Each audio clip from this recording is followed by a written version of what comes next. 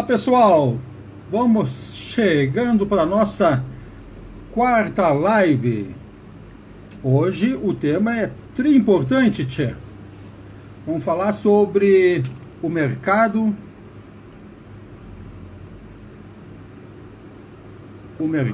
de trabalho para o profissional ambiental na área de resíduos.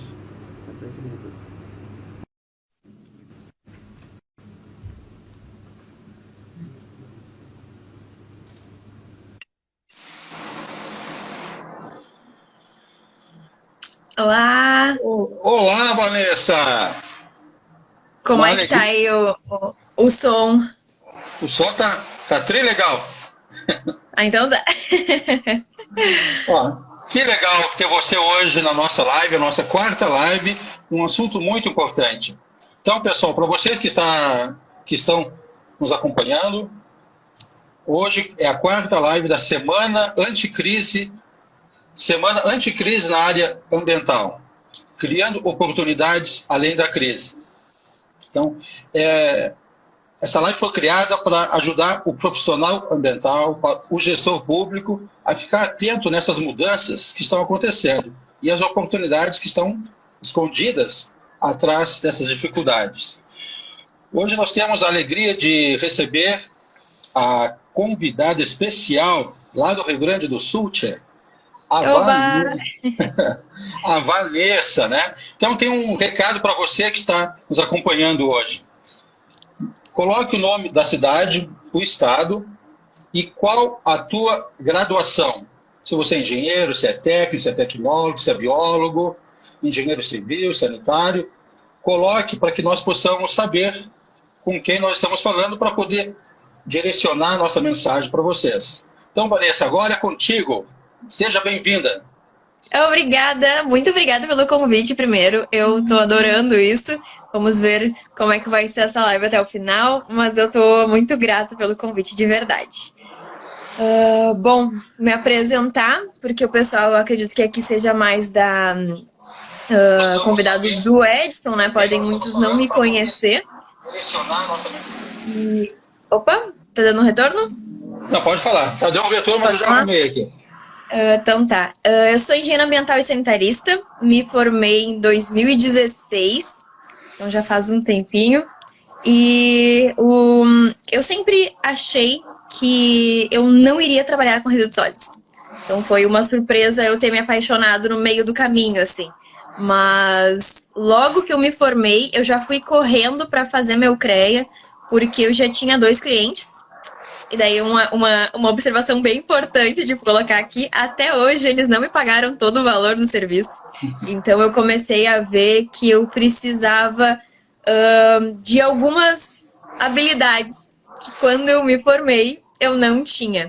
Então eu tive que aprender a fazer contratos, ou porque na época eu não podia também contratar um advogado para montar o contrato. Então eu ia atrás de formas de montar contrato.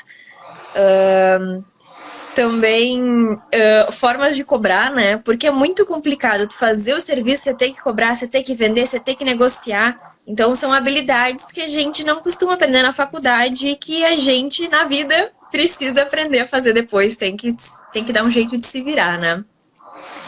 Então, eu me formei já com esses 2 clientes, mas foi difícil, porque não era um caso tão simples. Era um caso que envolvia Ministério Público, então também tinha um pouco de medo, um pouco de receio, né? Porque a gente nunca sabe como que vai se desenvolver tudo e nem se o cliente está te dando todas as informações. Então eu já passei alguns perrenguezinhos por causa disso também, de ter que investigar coisas dentro do próprio cliente. E isso era mais ligado ao licenciamento ambiental e processo das atividades mesmo. E com o tempo eu acabei me direcionando aos resíduos sólidos, porque eu conheci uma pessoa que era um engenheiro mecânico e ele era bem focado nessa parte de resíduos e construção de máquinas para resíduos. Então eu comecei a ver que muito do mercado ligado a resíduos sólidos não está nas mãos de pessoas que têm formação na área ambiental. E isso eu vejo de forma muito positiva, porque são novos mercados que vão criando, com novos profissionais, e a necessidade de que a gente consiga conversar com os outros profissionais. E essa é uma das características que eu acredito ser a melhor característica do engenheiro ambiental, que ele consegue conversar com o engenheiro químico, com o engenheiro civil, com o engenheiro mecânico, com o biólogo, com o geólogo. A gente tem um aprendizado muito amplo da engenharia, e então a gente tem condições de entender tudo ou muitas coisas de todas as outras áreas. Então isso torna a gente um profissional meio central, assim, né? Tipo, o engenheiro civil, principalmente na parte de saneamento, conversar civil com químico, você não consegue ver uma conversa decente entre tá, eu não tô julgando, tá, gente? Mas é uma forma de falar. Quando tem um engenheiro ambiental no meio de um químico e de um civil, a conversa é diferente. A conversa é diferente. E isso pra mim é bem visível. Eu não sei se tu também tem essa impressão, Edson. Sim, tenho. O engenheiro ambiental é fundamental, né? Todas as áreas causam impacto no meio ambiente. Então, os profissionais ambientais, engenheiro ambiental ou sanitário, tecnólogo, né, na área de meio ambiente, tem essa facilidade de criar uma interlocução entre todas as áreas. Isso facilita muito qualquer trabalho, né? Então, também, a Vanessa, tem vários convidados teus, né, que também não me conhecem. Então, é a chance de eu me apresentar. Para que eles possam também me conhecer. Então, eu sou natural de Rio Grande, no Rio Grande do Sul, estudei em Pelotas e faz 10 anos que eu moro em Brasília. Coordenei a área técnica de meio ambiente da Confederação Nacional de Municípios, atuando diretamente no Congresso para as questões de meio ambiente e principalmente na Política Nacional de Resíduos Sólidos. Foi fantástico essa experiência. Eu estava lá na faculdade estudando o tema e vim em Brasília ajudar na etapa final. Então, eu participei de várias audiências com senadores, deputados, na Casa Civil, definindo pontos para beneficiar os municípios, o interesse do município. Além de ser conselheiro do CONAMA, né, consultor da FUNASA e da OPAS. Então, nessa área de meio ambiente, principalmente na área de resíduos, eu sou muito apaixonado por essa área. Eu fico encantado de ver boas práticas pelo país. E o melhor, quando eu vejo bons profissionais engajados nesse processo de construção de uma política para todo o país. Só queria que os nossos ouvintes ficassem atentos a mais 2 perguntas que eu quero pedir para todos ficarem ligados aí. Coloque o nome da cidade, estado, qual a graduação que você tem, e marque no aviãozinho e mande para 10 amigos aí, e depois, nos comentários, coloque um fogo, que é um sinal do calor, da engenharia, né? Todo mundo ligado, unido, numa construção melhor. Mas como eu te falei, Vanessa, a minha filha acabou de entrar na live, eu queria mandar um super beijo para ela. Que coisa boa! Eu amo muito a minha filha e pela quarentena nós estamos um pouco distante, então que ela fique aí com o meu abraço e meu carinho. E participa, filha. Então, Vanessa, como é que foi o teu começo, né? Quando a gente termina a faculdade, comigo foi assim. Terminei a faculdade, terminei a última prova, saí da faculdade, lá em Pelotas, né? Porque eu moro em Rio Grande, são mais ou menos uns 45 quilômetros, 50, né? Então, eu saí da faculdade, fui pegar o ônibus de linha do embaixador, e aí parei e vi assim, e agora? Agora não tem mais meu professor, ninguém, é eu e o mundo. Foi assustador. Até hoje eu me deparo com questões que são assustadoras, né? Assustadoras, mas eu tento, pela experiência que eu já tenho de mais de 16 anos, contornar isso.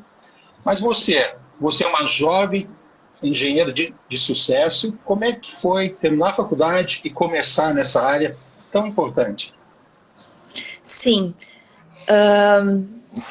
Como eu comecei com um perrengue grande, né, que era um projeto que tinha o Ministério Público envolvido, A minha maior preocupação era em... primeiro, eu comecei sem ter o meu CREA, então eu deixei isso claro para o cliente, né? Olha, eu estou com a papelada lá. O CREA foi... eu não tive reclamações, assim, foi muito ligeiro, muito rápido, bem ágil.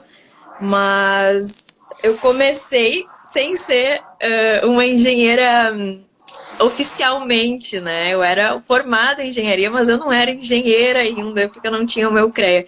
E aí, logo que saiu, eu já abri a minha RT e já comecei a trabalhar mais profundo. Mas o meu maior medo era eu não ter todas as informações que eu precisava. Porque eu acho que, acima de tudo, a gente tem que trabalhar com sinceridade, tanto com o cliente quanto com o órgão que a gente está trabalhando. Então, eu sempre deixava muito claro todos os passos que estavam acontecendo, todas as medidas que a gente estava tomando, e isso me dava uma certa segurança, porque por mais que eu não tivesse todas as informações, ou tinha dúvidas se eu tinha todas as informações, eu deixava isso claro. Então, foi algo que foi bem tranquilo até o final. Aí, eu conheci algumas pessoas e comecei a ter ideias, né? Porque quando a gente entra no mercado, a gente se forma achando que sabe tudo.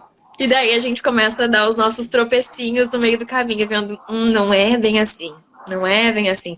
Tanto que eu aprendi a vender. Eu tive que dar um jeito de aprender a vender o meu trabalho, a me vender como profissional, a negociar, né? Porque a gente não aprende isso na faculdade.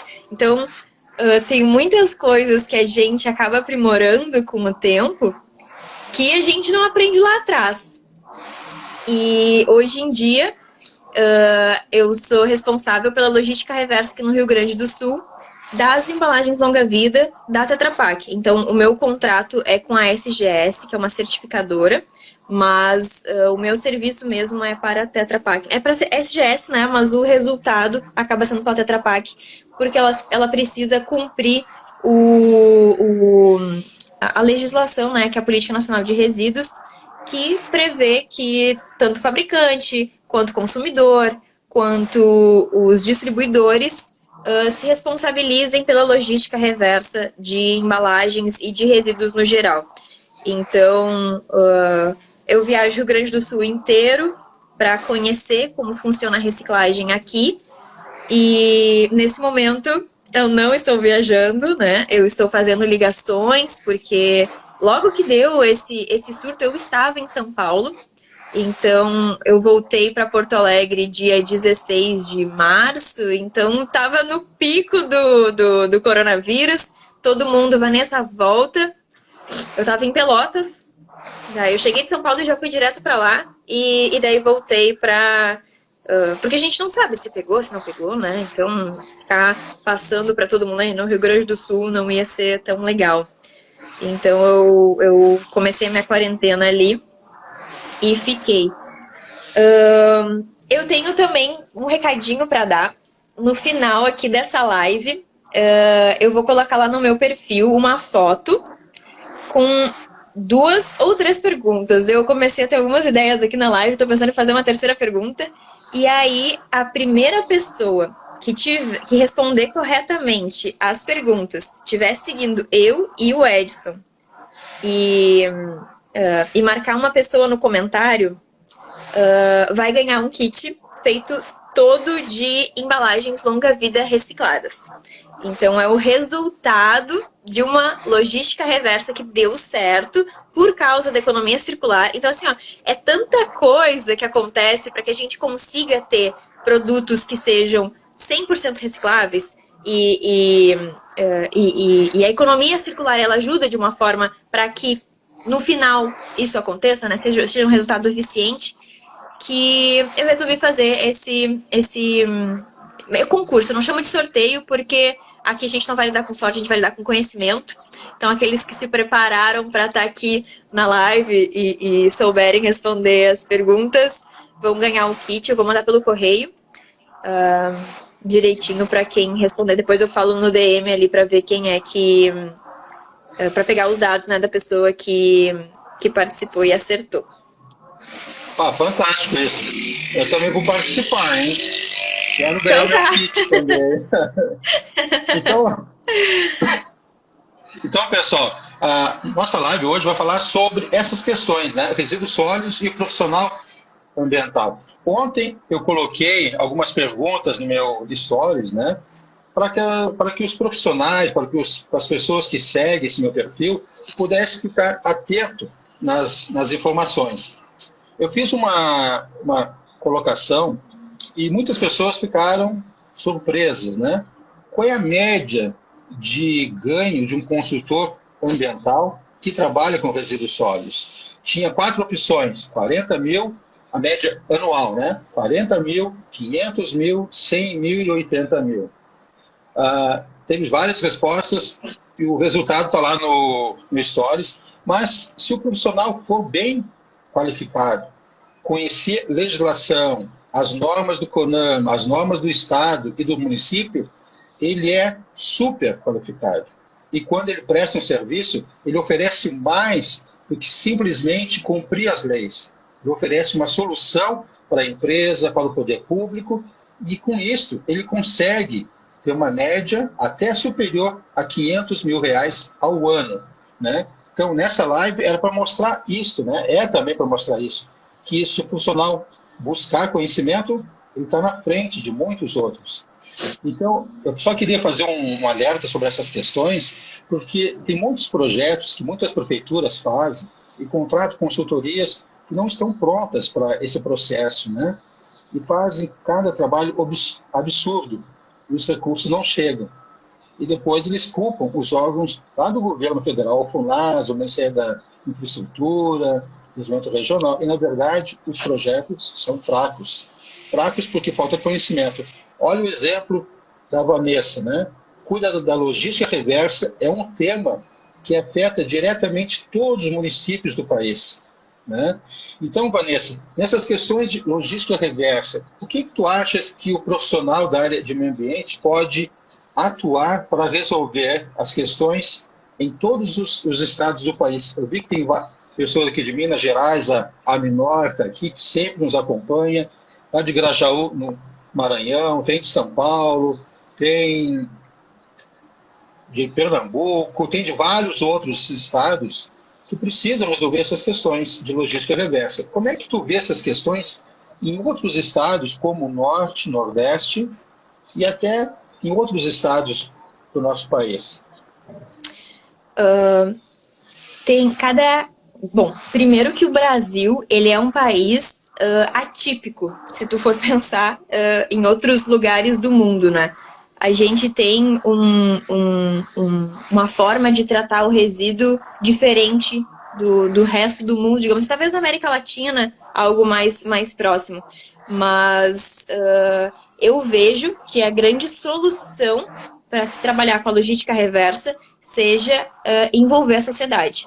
Então, projetos para municípios, né, como tu comentou, ligados a resíduos sólidos e logística reversa, precisa ter o envolvimento da sociedade, porque o consumidor, ele é um pilar essencial na parte da logística reversa. Ele precisa saber como descartar corretamente seu resíduo, ele precisa saber onde, e aí eu trago aqui exemplos bem interessantes de pessoas que não têm nada a ver com a área ambiental e que estão empreendendo para fazer com que essa logística reversa seja mais fácil. Aqui em Porto Alegre, e agora eles já estão expandindo para outros estados, tem uma empresa, que é a Trashin, que eles recolhem resíduos em condomínios, levam para as cooperativas triam, e eles dividem os valores. Eu não entendo muito bem como é que foi feita essa negociação, tá? Algumas cooperativas não gostaram do sistema, algumas gostaram e apoiaram. Se é bom ou não é, não sei. O que eu quero dizer é que funciona. Os condomínios que antes destinavam na coleta seletiva estão mandando para eles. Teve um período que eles pagavam o condomínio pela separação, então uma parte do valor que eles recebiam, eles remuneravam as pessoas do condomínio, o que gera uma espécie de renda até para que o condomínio possa melhorar a infraestrutura dele, né? Jardim, seja com reformas, não interessa. Daí ele faz a gestão do dinheiro que ele achar melhor. E de certa forma também é bom para as cooperativas, porque o resíduo ele chega em melhor qualidade para eles. E eles não são da área ambiental.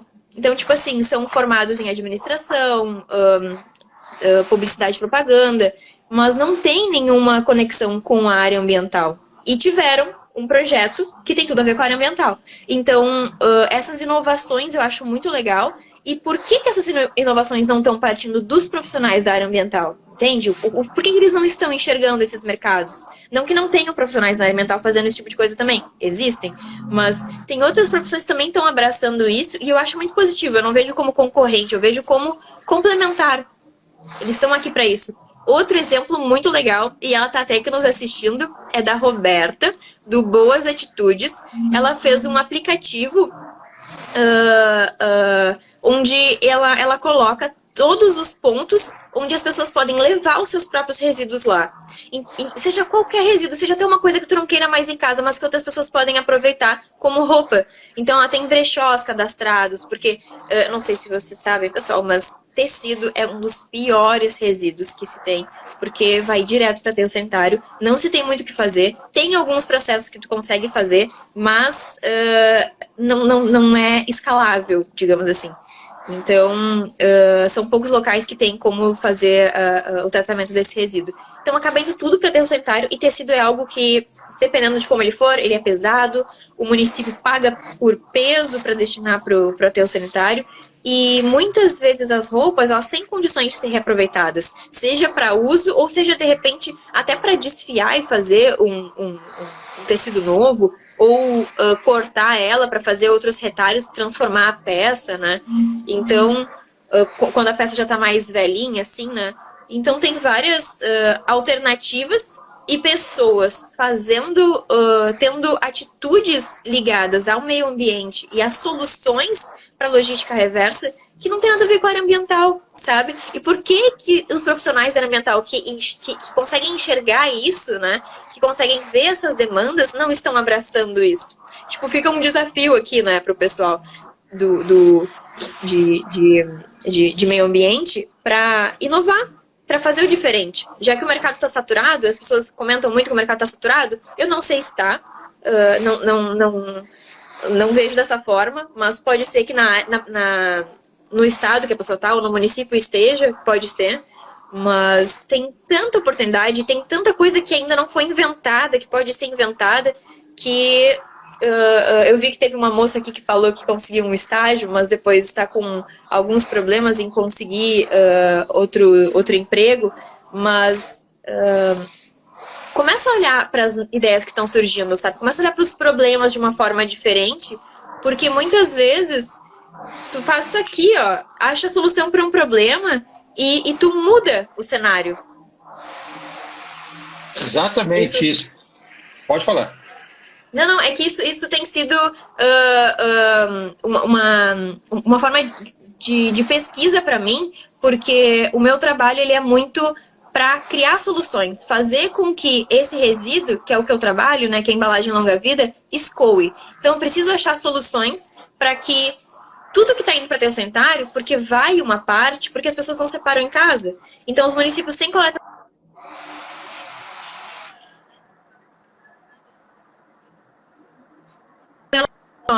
Só que quando a pessoa em casa não separa, ele vai direto para aterro sanitário. Então, como que a gente que está em campo, como que eu, como engenheiro ambiental e responsável pelo escoamento deste resíduo aqui, como que eu faço para aumentar esse escoamento? Então, seja orientando as cooperativas, que eles já fazem um trabalho incrível, são pouquíssimas as cooperativas que talvez não saibam enfardar muito bem, e daí acabam tendo redução no preço do fardo. É bem raro, assim, porque como elas já estão acostumadas, elas já aprenderam bastante isso. Aqui, pelo menos no Rio Grande do Sul, não é um problema esse material. Mas como que eu faço para que chegue mais quantidade? Sabe? Como que eu faço para que mais pessoas separem nas suas casas? Então, eu comecei a usar o Instagram para fazer esse tipo de trabalho, para que as pessoas conheçam. Porque às vezes as pessoas que estão perto de mim não sabem que esse resíduo é reciclável. E nem o que é feito com ele. Então, por isso que eu criei esse concurso também, para vocês verem quantas coisas legais dá para fazer quando a gente consegue reciclar, quando chega no lugar certo, né? É verdade. Então, nós estamos vendo temos várias perguntas. Mande pergunta, né? Para que a gente possa debatendo esse tema com todos e tentar resolver, tirar essas dúvidas que vocês têm para que vocês possam desenvolver melhor esse trabalho. Lembrando, pegue o aviãozinho, mande para 10 pessoas, né? E manda com fogo, para mostrar que nós estamos quentes nesse trabalho, nesse projeto aqui. Então, uma outra questão é só para lembrar o seguinte: faça o print da tela e marque eu e a Vanessa e coloque... Mandando um sorriso aqui. E marque... E marque hashtag Semana Anticrise e coloque lá nos stories, que nós vamos compartilhar para mostrar que nós estamos engajados nesse projeto, na Semana Anticrise, porque nós, profissionais ambientais, né, a maioria são novos aqui, estão buscando novas oportunidades, né? E eu garanto a vocês, se vocês buscarem conhecimento nas fontes corretas, vocês conseguem ter uma renda e viver tranquilamente da área ambiental. Sim. Outra questão que o pessoal perguntou aqui, Vanessa, eu vou fazer uma perguntinha para você aqui. Vamos lá. Vocês acham que a educação ambiental está muito focada em crianças, ao invés de focar nos maiores geradores, os adultos? Tem um gatilhozinho aí que é importante. Eu não sou formada, né, em pedagogia, mas eu vi uma necessidade muito grande da educação ambiental quando a gente fala de logística reversa e de política nacional de resíduos sólidos. O consumidor ele é uma peça fundamental. Então, por mais que a gente normalmente olha para a empresa, né? Tipo, eles precisam, eles têm que e eles estão fazendo a parte deles. Não todos, mas muitos estão. Mas é uma frase que eu digo muito, é o seguinte: o primeiro a ter acesso ao resíduo é o consumidor. Porque até chegar nas mãos do consumidor, a embalagem é uma embalagem. Ela não é um resíduo ainda. Então, ela começa a virar um resíduo quando ela chega no consumidor. E esse é o grande responsável, entre aspas, por apenas uma coisa, que é destinar corretamente. Então, é só essa a responsabilidade do consumidor. Talvez replicar o conhecimento, cobrar de outras pessoas, mas se cada um colocasse no local certo, seria de grande valor para toda a cadeia. E qual é o grande gatilho da criança, né? A criança, ela cobra os pais. Então, tipo assim, se tu ensinar os filhos de alguém que não recicla, não faz nada, a criança mesmo, ela chega em casa, coloca as mãozinhas na cintura e fala: por que você não faz? Na escola eu aprendi que é assim. Por que aqui em casa a gente não faz isso?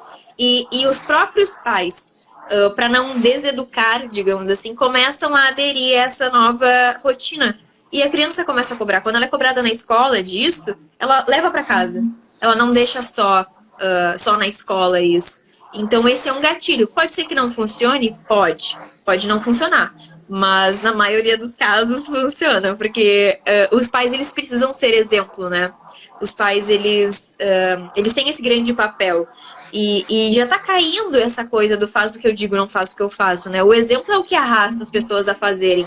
Então os pais, eles já estão se dando conta disso e começando a dar o exemplo ao invés de só dizer o que tem que ser feito.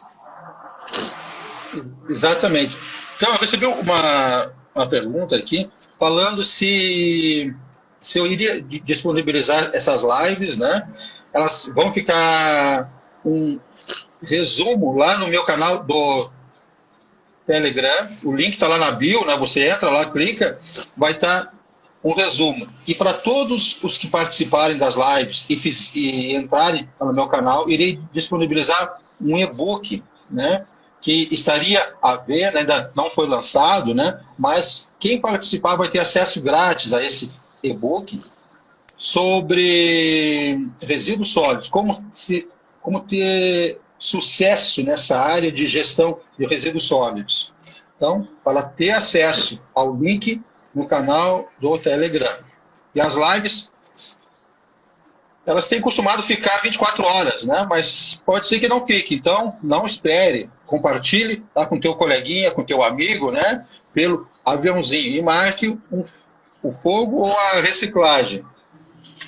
Então, Vanessa, nós vimos que existem muitas oportunidades para os profissionais ambientais, né?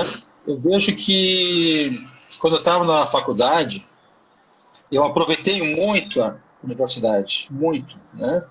Então, eu fiz muitos estágios completamente grátis, 0800, né? E eu fiz serviços que hoje eu vivo fazendo agora. Mas a minha prática foi lá dentro da universidade, os meus professores dando assistência. E um dos estudos que eu fiz durante meu curso na faculdade, o MEC publicou esse meu estudo em um livro, né? Foi fantástico, sobre os resíduos de serviço de saúde. Então, profissional ambiental, se você está atento nessa live, sabe que as oportunidades surgem, né? E eu estou pensando em fazer uma live na próxima semana, lá no YouTube, né? Como é que se faz um plano de gestão de resíduos sólidos para uma empresa, para um comércio local ou para um município, um plano municipal de gestão integrada. Eu vejo nisso oportunidades. E como a Vanessa atua muito com logística reversa, esse tema logística reversa tem que estar nos planos de gerenciamento de resíduos no comércio e no Plano Municipal de Gestão Integrada de Resíduos Sólidos. Se você sabe fazer, você tem cliente. E não é só fazer um plano, é oferecer para a indústria, para o comércio, para a prefeitura, soluções que diminuem custos ou possibilitem ganhos. E o plano de gerenciamento de resíduos visa isso, proporcionar ganhos. Então, Vanessa, o que tu acha que os profissionais que estão nos assistindo podem desenvolver? Tem uma pergunta aqui, e é para você. Vamos lá. Fica atenta, Vanessa. Concordo, Vanessa, mas o consumidor também passa a ser um grande gerador. Temos nessa linha a questão do consumo consciente, justamente para reconhecer o consumidor como grande gerador. Você não acha isso? Eu sou a favor da liberdade, sabe? Eu acho que a pessoa ela não deve ser proibida de fazer alguma coisa. Eu acho que ela tem que querer fazer alguma coisa. E nem obrigada a fazer alguma coisa, ela tem que fazer porque ela quer. Porque eu acho que quando a pessoa decide fazer, é muito mais... tem um resultado muito melhor do que quando tu obriga. Então, o que acontece? Quando tu fala para uma pessoa... Vamos dar um exemplo que poderia funcionar. Tu pode gerar X quantidade de resíduos por mês. Se tu passar disso, sei lá, você é multado ou notificado, alguma coisa assim. Pessoa física, tá? Não pensando em empresa, porque daí é um sistema diferente. Daí eu acho que realmente é diferente. Mas quando tu diz que a pessoa não pode consumir, por que ela não pode consumir? Sabe? Se ela tem condições de consumir, se ela quer consumir, se aquilo é importante para ela, deixa ela. Só que ela tem que ser responsável por tudo aquilo que ela faz. São escolhas. Ela tem que saber que quando ela escolhe consumir mais, ela precisa ter alguns cuidados a mais também. Então, é aquele lance do tu escolhe uma coisa, mas tu precisa arcar com as consequências daquela escolha. Então, eu concordo que essa consequência não pode ser passada para o município, por exemplo, né? Como um custo do município. Ou, talvez, um custo na sociedade no geral. Tem que ser uma escolha dela e a consequência ir para ela. Mas o que eu não acho justo, daí é bem pessoal isso mesmo, tá? Não é nada da engenharia e tal, é bem pessoal essa opinião. Eu não sou a favor de proibir nada. Eu sou a favor de gerar consequências. Então, tu quer fazer isso? Ok, continue fazendo, mas dessa forma aqui agora, né? Que eu acho que isso é mais positivo. Eu acho que a pessoa tem que ter a opção de escolher. Exatamente. Então, pessoal, você que é consultor ambiental, que presta serviço para comércio, para a indústria, para a área rural, para clínicas e para as prefeituras, observe os planos municipais de gestão integrada de resíduos sólidos, pois a partir dos editais desse ano, o município que não comprovar que cobra uma taxa ou tarifa pela coleta dos resíduos sólidos não vai ter acesso a recursos da União. Ele tem que comprovar que esse serviço ele é sustentável.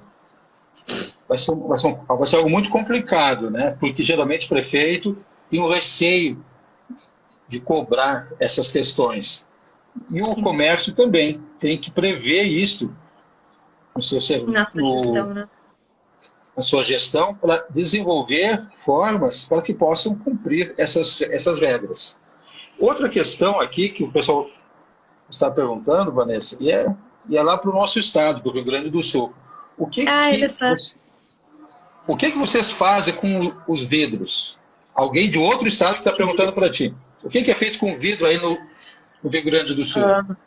Aqui é bem complicado, porque o vidro ele acaba sendo um resíduo que é bastante gerado, mas o custo da reciclagem é alto, porque ele pesa muito no frete aqui. Então, o vidro ele é um material pesado. Ele normalmente, pelo que eu estou vendo, está sendo reciclado na região centro-oeste. Então, ir até lá é um custo mais alto e não que não seja um frete que acontece com frequência, mas é difícil de encontrar um caminhão que vai estar vazio para lá. Então, por exemplo, assim, eu não tive na faculdade cadeira de logística, mas para trabalhar com logística reversa a gente precisa entender de logística. E a logística do Brasil, ela é prioritariamente rodoviária. E isso gera um custo altíssimo. É uma logística insustentável. Porque, para vocês terem uma ideia, para conseguir ser algo sustentável, o governo federal tem que pagar uma parte do diesel para que o caminhão consiga ter lucro. Então, tudo que é subsidiado é insustentável, pessoal. Se tu for pensar que, mas o governo precisa ajudar, ele não deveria. Tipo, deveria talvez no início para dar um incentivo e depois poder andar naturalmente. Tudo que tu precisa que alguém banque uma parte é insustentável, pelo menos financeiramente. E daí tu vai começar a pensar toda a parte ambiental também, da quantidade de carbono que é lançado, da manutenção do caminhão, e daí tu começa a ver que não é só insustentável financeiramente, mas talvez ambientalmente também. Talvez o social seja legal, porque gera bastante empregos. Mas acho que tem outras coisas por trás disso que a gente precisa também conhecer. Então, estudando logística, eu me dei conta que o rodoviário ele não é legal. Porque muitas coisas batem nessa parte do tipo, não vale a pena. E como que tu vai pegar e optar por não reciclar uma coisa porque o frete é mais caro do que a mercadoria? Entende? Tipo, fica algo difícil. Mas eu tô criando alguns contatos com o vidro. Então, a gente está vendo alguns projetos para inovar por aqui. Vamos ver como é que vai dar como resultado tudo isso, né? Mas a gente tem que criar alternativas. Depender de frete e do valor do frete, não dá. Por mais que na logística reversa, né, tu coloque que tenha logística, né? Tu precisa trabalhar isso, mas tu tem que inovar na logística também, não só na questão do meio ambiente. A logística, se ela é pesada para reciclar aquele material, eu preciso dar uma solução para ela também. Eu não posso me ater só no meu trabalho, né? Eu tenho que ir para outros. Exatamente. Então, nós que somos os profissionais ambientais, nós temos que encontrar o que é para esses problemas, a solução, né? Então, eu sou muito fascinado nessa nossa área que nós atuamos, né, na engenharia, porque nós encontramos soluções para os problemas. E na questão ambiental tem muitos problemas, com resíduos sólidos, muitos problemas, né? Aqui no município de Unai, na qual eu pude ter a chance de ajudar na elaboração dos planos municipais de saneamento básico e de gestão integrada de resíduos sólidos, um dos resultados desse nosso trabalho, né, foi que a equipe de Unai desenvolveu um projeto para vidros, essas garrafas de cerveja, né, que também isopor, e com a Universidade do Estado de Minas, eles conseguiram recuperar e transformar esse vidro em bloquete, junto com o isopor. Então, depois eu vou postar lá no meu Instagram como é que funcionou isso e o resultado. 60% desses bloquetes são isopor, é isopor, e tem outro tipo de bloquete que é 60% com vidros. É uma experiência inovadora. Eles fizeram convênio com a penitenciária do Estado, mão de obra é do Estado. Então, ele já inclui quem está fora do mercado, né? Sim. Por algum motivo cometeu algum ato falho, inclui ele para quando eles retornarem para a vida fora do presídio, ele já tem uma atividade para exercer, tem esse conhecimento. Sim. Tem convênio com a universidade, que é UFJVM, se não estou enganado, então, que fizeram um estudo sobre a condição desse material, eu esqueci o nome agora, resistência desse material. A resistência. E foi comprovado que a resistência é excelente para colocar em calçadas, né, onde o acesso não é muito pesado, não tem veículos pesados. Sim. Não daria para botar na rua, né, mas na calçada, ok. Na calçada, e aí pode fazer muitas atividades com isso. Sim. Então, isopor e vidro em Unai são dois resíduos que têm uma dificuldade de escoamento, né? O isopor, por ele ser muito leve, acaba que o preço dele também bate na questão do frete. É a mesma coisa que acontece com o vidro. O isopor, por ele ser muito leve, e o vidro, por ele ser muito pesado. E causar ainda possíveis acidentes trabalhistas, né? Exatamente. O isopor ele é composto praticamente de vento, né?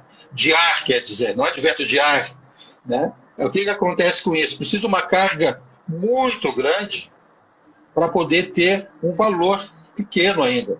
Então, teve uma pergunta aqui, Vanessa, essa parte eu até entendo um pouquinho mais, se nós achamos que haverá a prorrogação da data limite para os municípios eliminar os lixões, mesmo nesse ano que estamos em ano eleitoral. Então, isso está dentro do marco regulatório.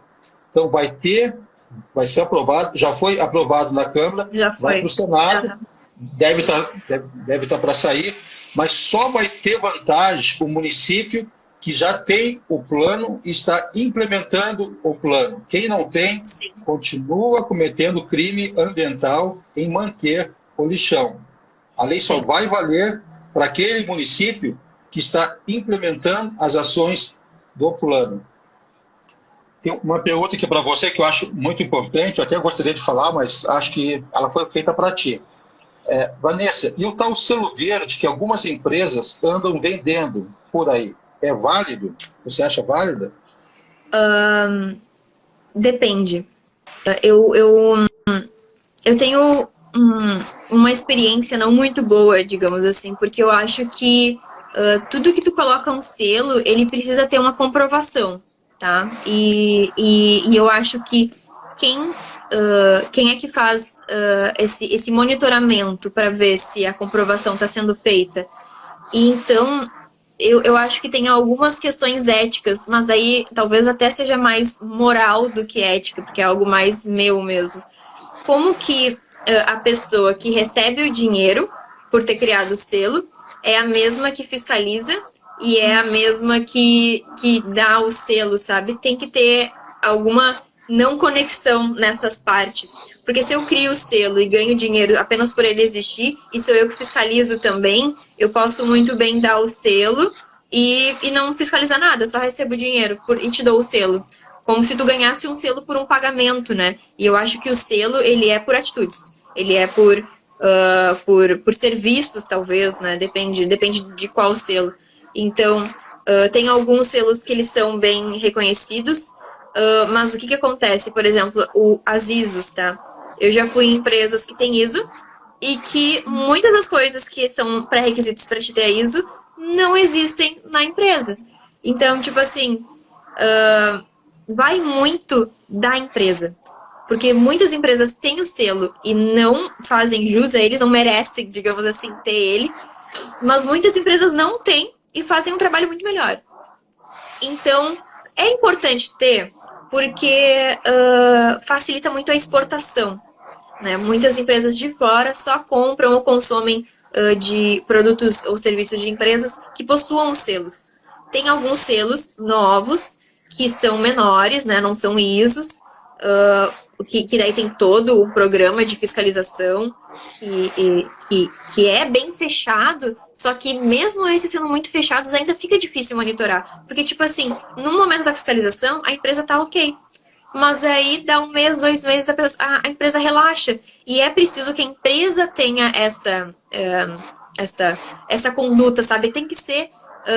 eu esqueci como é que se fala agora, mas é que tem que ser enraizado isso na empresa, que a cultura da empresa tem que estar dentro da ISO, sabe? Eles precisam viver isso.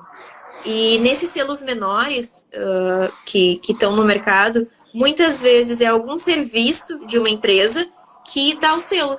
Por tu ter contratado a minha empresa e por ser esse tipo de forma que a gente trabalha, tu tem esse selo.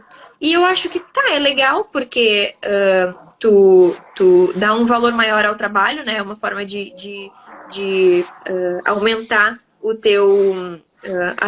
a tua procura, digamos assim, né, o teu valor, só que tu precisa deixar claro para o consumidor o que é esse selo. O consumidor ele precisa entender. E gente, o marketing verde, ele tem... O marketing verde em si, ele é muito legal. Agora, tem o greenwashing, né? Que é eu dizer que a coisa é e não ser. Tem muitas empresas que elas colocam produtos e, esse produto aqui é eco. Daí tu vai lá ver o porquê que ele é eco, né? Porque eu acho que essa parte da investigação do consumidor é legal. Porque se tu quer consumir uma coisa que realmente seja sustentável, tu tem que ir a fundo pra ver. Ser sustentável é difícil, gente, entende? Então, tu tem que ir atrás pra ver a veracidade disso. Porque tem muita cortina tapando, sabe? Tem muita sujeira embaixo do tapete. Então, vai atrás pra ver se é mesmo. Tem uma empresa que ela faz uma escova de dente. E daí ela colocou lá, escova de dente eco. Daí eu dei uma olhada na escova de dente e não consegui identificar o porquê que ela era eco. A empresa, ela fez simplesmente... É um processo muito legal, só que, ao meu ver, só isso não torna essa escova de dente eco. Eles pegavam a rebarba das outras escovas de dentes normais e colocavam na máquina de novo para reprocessar. É um reaproveitamento de resíduos, é fantástico, porque isso ia fora antes. Só que isso é o mínimo, entende? Tipo, isso é matéria-prima que você tá jogando fora. Você tá perdendo dinheiro não fazendo isso. Só que daí eles aproveitam isso e chamam a escova de eco. Como que tu vai me provar? Daí a Vanessa chata falando, né? Como é que tu vai me provar que essa escova não foi feita com a matéria-prima? Quem é que me comprova isso? Quem é que me garante que essa escova realmente foi feita só com o material das rebarbas? Porque daí eu coloco um valor maior, ao invés de vender a escova de dente por R$5, sei lá, eu vendo por 7, porque tem um valor agregado por ser reaproveitado, né? Por ser eco. Tem uma chamada, um marketing, né? As pessoas se interessam mais por isso, vende mais. Como é que eu vou ter a garantia que realmente foi um material reaproveitado? Tu não usou a matéria-prima normal, sabe? Então tem algumas coisas que eu acho que nesses casos esses selos são legais. Ter um selo que tem uma pessoa lá que garanta, não, eu realmente vi o processo produtivo e não tem como não ser proveniente do resíduo que a própria empresa gera essa escova de dente. Que é o que acontece porque é algo caro de se fazer, tu garantir que é a provação de onde está vindo. E isso garante o selo. Então, esse selo é um selo que a Vanessa, mesmo não trabalhando lá, mesmo não tendo uma fiscalização na empresa, eu assino embaixo. Até pode ter alguma coisa errada. Eu estou jogando aqui, né? Não sei, pode ter, pode. Mas me parece muito, muito fidedigno, assim, muito correto, sabe? Exatamente. Olha, estamos chegando ao final. Eu estou muito triste com isso. Falta 10 minutos, mas sobre esse tema, selo verde, eu queria também falar. Eu sou mestre em auditoria ambiental, né? Em auditoria, e isso é uma coisa muito, muito delicada. A gente vê algumas empresas que vendem um serviço, né, para qualquer comércio, indústria, né, utilizando essa técnica esse tipo, né, de selo verde. É muito bom isso, mas tem que agregar valor à empresa, à indústria, ao comércio, gerando resultados, realmente. Então, aqui nos municípios do noroeste de Minas, que são associados à Minor, começou lá em Unai. Então, todo o noroeste de Minas e a Associação de Municípios do Noroeste de Minas Gerais, eles desenvolveram um selo verde pela prefeitura e pela uma ONG, que tem apoio do Ministério Público. Então, para ter acesso a esse selo verde, esse comércio ou indústria, né, esse gerador vai ter que comprovar se tem o plano de resíduos, se diminuiu os resíduos gerados, ou se é encaminhado para uma cooperativa ou associação, e se os resíduos da logística reversa são encaminhados para essa ONG. Né? Então, isso é fantástico, porque a própria prefeitura fiscaliza e o Ministério Público também. Então, esse selo verde vai gerar para esse comércio, a indústria, abatimento nos impostos locais. Isso é muito bom. Então, Vanessa, eu estou muito triste, já chegando no final. E como você tem uma mensagem especial para quem nos acompanhou, eu gostaria muito que você falasse e explicasse. Sim. Eu quero participar também. Ah, claro! Eu ia deixar programada já a publicação, mas o Edson me atrapalhou um pouco, ele me ligou um pouquinho antes da live, então eu não consegui terminar a publicação para deixar planejada, mas eu vou terminar ela aqui assim que acabar a live e já vou publicar lá. E o que vai acontecer? Não saia daqui agora e já vai seguir a gente, espera terminar, segue a gente, segue eu, segue o Edson, e daí eu vou deixar 2 ou 3 perguntas, eu ainda estou pensando, e a primeira pessoa que estiver seguindo eu e o Edson e responder certa pergunta e tiver curtido a publicação e também marcar uma pessoa na resposta, essa pessoa vai ganhar, e daí eu vou depois pegar os dados da pessoa para poder enviar, um kit feito todo com embalagem longa-vida reciclada. Então, até deixa eu mostrar aqui para vocês. Olha só, rapidinho. Temos 10 minutinhos? E temos 7. Tá diminuindo. A embalagem longa-vida é feita de... a caixinha de leite, né? A caixinha de leite, caixinha de suco, é feita de embalagem longa-vida. E são 3 materiais que tem ali. Plástico, papelão e alumínio. E aí, qual é o grande problema da reciclagem desse material? Eu não consigo reciclar tudo junto. Eu preciso separar esse material. Então, a Tetra Pak, ela investiu em pesquisa, né, para ver como é que ia conseguir separar esse material para que ele fosse possível ser reciclado. Porque é muito importante que a embalagem tenha esses 3 materiais para garantir que o alimento vai chegar de forma com qualidade, né, sem precisar de refrigeração a qualquer lugar do mundo. Então, esse é o grande lance da embalagem longa-vida. E então, depois de separado, ó, ele fica assim, ó. O papelão vai para a indústria da reciclagem do papelão, volta a ser papelão. O plástico e alumínio podem virar pellets, ó, não sei se vocês conseguem ver daí. São pequenas bolinhas de plástico com alumínio. E ainda... Olha que incrível, isso aqui é uma telha feita de embalagem longa-vida reciclada. E a própria telha de fibrocimento, ela também é feita de embalagem longa-vida, só que da fibra do papelão. Então, isso é economia circular. Você cria a embalagem, mas tu tem uma destinação para ela. Ela já tem um destino, já sabe para onde ela vai. E a própria telha, ela tem propriedades térmicas. Então, tu evita de ter que comprar, talvez, uma manta também. Então, tem várias outras coisas legais. Então, fiquem espertos, porque a pergunta vai ser sobre isso, tá, gente? Então, eu precisava falar um pouquinho disso para que vocês soubessem como responder as perguntas depois. Então, quem acertar as perguntas vai ganhar o kitzinho, que vai um caderno, um caderno mais pequenininho, ficou ruim, né? Menorzinho, que é tipo uma agenda, uma prancheta e 2 caixas de caneta feitas de embalagem longa-vida reciclada. Mas tem que estar seguindo os 2 perfis e responder certo.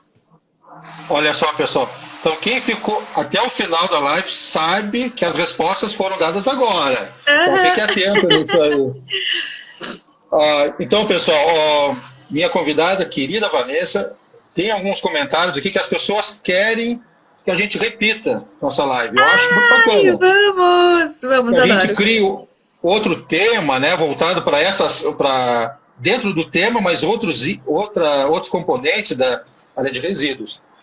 Então, Vanessa, quero te dizer muito obrigado. Obrigado a todos que participaram. Eu que agradeço. O resumo da live vai estar no canal do Telegram. O link está lá na bio. E quem fizer parte desse canal vai ter acesso a um link para baixar um e-book que vai ser lançado ainda. Então, quem fizer parte vai ter acesso ao link. Fique atento. Então, está chegando ao final. Obrigado a todos. A Vanessa agora faz as suas considerações finais. E Sim. Muita gratidão a todos.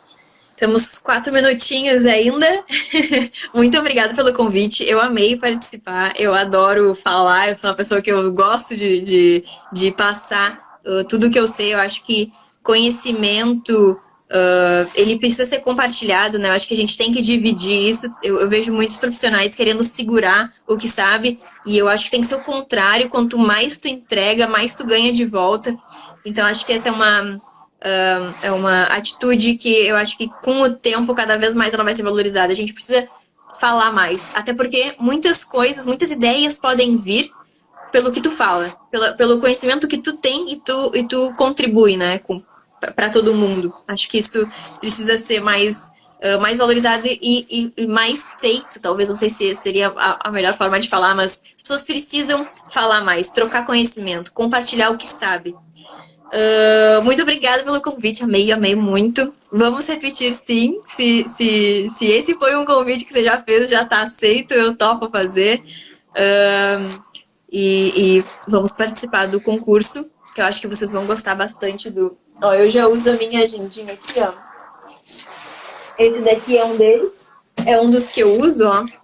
Aqui tá com o meu planejamento, é uma agendinha toda feita de embalagem longa-vida reciclada, ó. A capa feita com a parte de plástico alumínio e a parte interna, ó, ela é feita com a parte do papelão.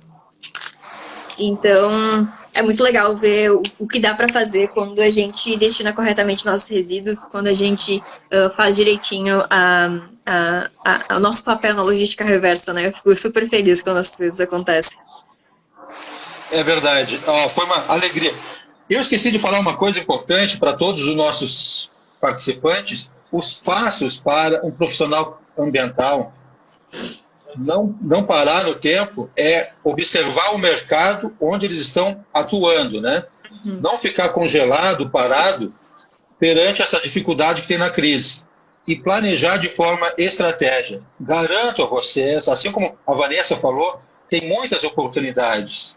E só tem sucesso na área o profissional que se qualifica, que sabe a fonte certa. Então, eu sempre falo muito, consultor ambiental de sucesso é aquele que está na frente do tempo. E vocês que estão participando dessa live aceitaram o chamado, né? O chamado de conhecer essas oportunidades. Vanessa, enquanto não termina, vamos conversar mais um pouquinho, né? Ainda falta 1 minuto, eu acho, né? Vamos aproveitar todos os minutinhos. Muito né? grato. É verdade. Tem muitas perguntas. Tem muitas perguntas? A gente pode responder todas na próxima live. Essa questão de estratégia é bem importante. Eu acho que quando tu não tem uma estratégia, tu faz parte da estratégia de alguém, né? Então, é bem importante que se pense o porquê que tu tá fazendo aquilo que tu tá fazendo e aonde tu quer chegar com essa ação que tu tá tendo hoje. Então, porque tudo é consequência. Aquilo que tu deixou de fazer ou aquilo que tu fez, vai vir o resultado daqui a pouco. Então, por isso que a estratégia é muito importante, tanto para quando tu vai negociar com alguém... Acabou? 5 segundos. 5 segundos. Então, obrigado.